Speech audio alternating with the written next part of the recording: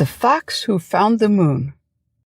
Once upon a time, in a quiet forest filled with tall trees and twinkling fireflies, lived a curious little fox named Fern.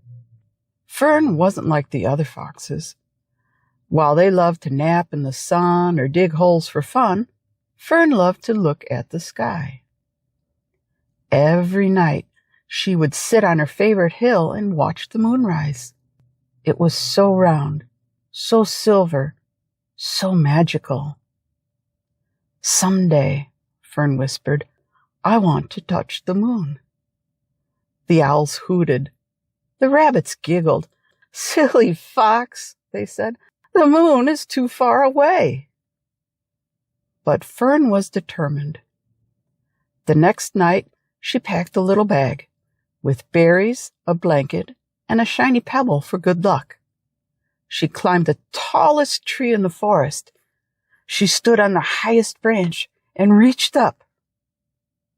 But the moon was still far, far away. So she ran to the mountain. Up, up, up she climbed, past moss and rocks and chilly winds, until she reached the top. She stood on her toes and stretched her paws. Still too far. Tired and a little sad, Fern curled up under the stars and fell asleep. That night, she had the most wonderful dream. The moon floated down from the sky and landed gently beside her. It wasn't cold. It was warm and soft and glowing.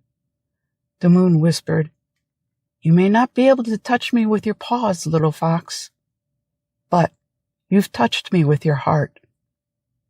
Fern smiled in her sleep. And when she woke up, the sky was still dark, but it felt brighter somehow. From that day on, Fern didn't try to reach the moon. She just watched it, with wonder, with joy, and with love.